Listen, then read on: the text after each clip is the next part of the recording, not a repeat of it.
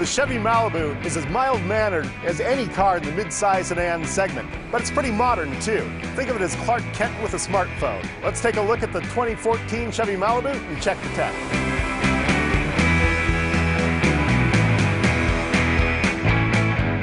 A mid-size sedan is more of a practical purchase than an emotional one.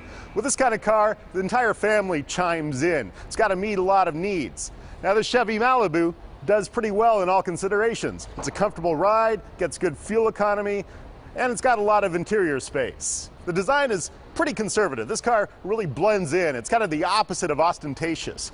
We see a lot of the standard Chevy design cues, like this grille with the bar right across hosting the bow tie, and in back we've got those big square taillights that they're using these days. Underneath, we've got a McPherson-style suspension in front, and in back, we've got a 4-link independent suspension. That's pretty standard stuff for this type of car, but Chevy does a really good job of giving this car a nice ride.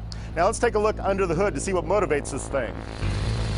Now under the hood here, we've got the base engine for this car. It's a 2.5-liter 4-cylinder from Chevy's Ecotec line. It's got direct injection that sprays fuel directly into the cylinders. Now what's interesting about this is it's not quite as loud as a lot of direct injection engines. You don't hear that clattering of injectors, which you do on a lot of these types of engines. Now this engine makes 196 horsepower and 186 pound-feet of torque. That's to the front wheels in this transversely mounted engine. It's a decent amount for this size vehicle. The best thing though is it turns in EPA estimates at 25 miles per gallon city, 36 miles per gallon highway. That's why Chevy's gone to this direct injection engine here. It's pretty efficient. Now this isn't the only engine you can get for the Malibu. Chevy also offers a 2-liter 4-cylinder with a turbocharger. Also uses direct injection. That gets 259 horsepower, 295 pound-feet of torque. That's a lot of power. That's actually more than a lot of V6s produce, but you also take a pretty big hit in fuel economy. That'll get 21 miles per gallon city, 30 miles per gallon highway. So a little lower, you get mid-20s fuel economy, get a lot more power. That's going to be an engine that some people are going to want, but this base engine will do for better fuel economy all around. Now let's take a look at the cabin and see what this car is really all about.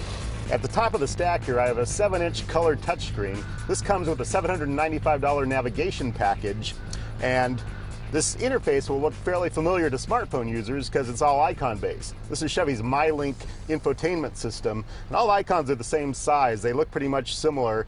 We've got one for navigation, different audio sources, phone, different offline information sources here as well. On the sides of the bezel, we have these capacitive touch areas here, so I can go straight to navigation just by hitting that, or I can go to destination by hitting this side. Got my phone button here. And I can go back to home. That'll bring me back to this this icon view. There's this source area up here for the capacitive touch bezel, and I don't really like this as much. This doesn't bring up an audio screen. This merely kind of scrolls through, toggles through the different audio sources. So it doesn't bring you directly to the audio source. You can kind of keep on hitting it and go through the different ones. Now, if I go to the navigation area, I get this nice, pretty good-looking map.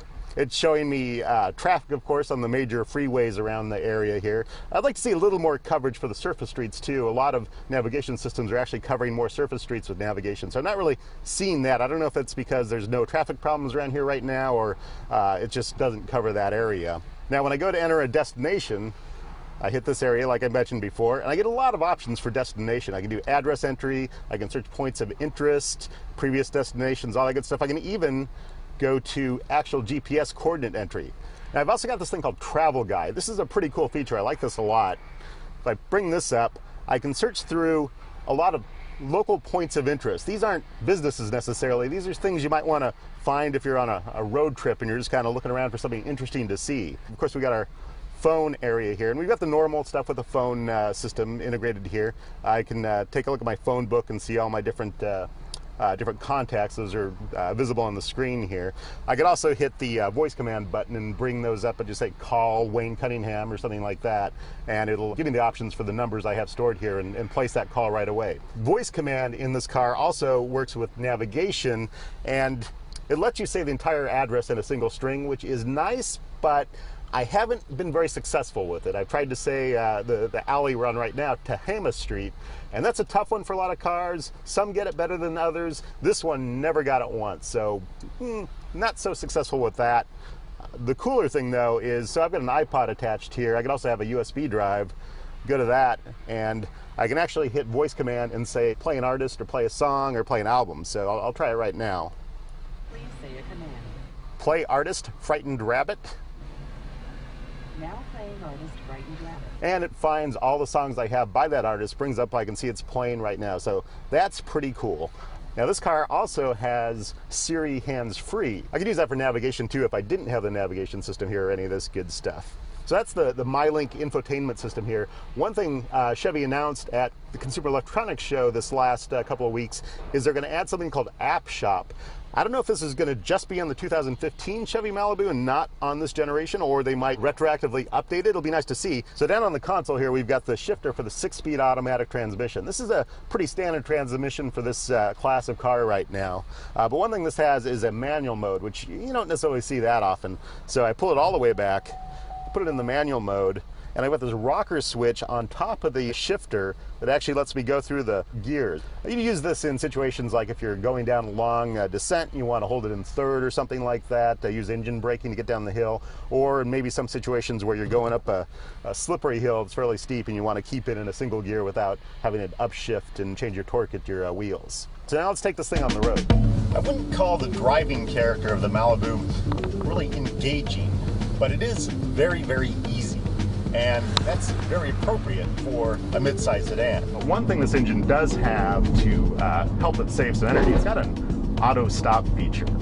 So if you're stopped at a stoplight or something, it'll stop the engine for you. And sometimes those features aren't done very well. Sometimes they're, I don't know, they're really intrusive. But in this car, you barely feel it at all. One thing we have in this car that is part of the entertainment and electronics package are a lot of driver alert features. So this gives us a rear view camera when I put it in reverse. We've got blind spot monitors, and those will put little icons on either side mirror if there's a car back in my blind spot on either side.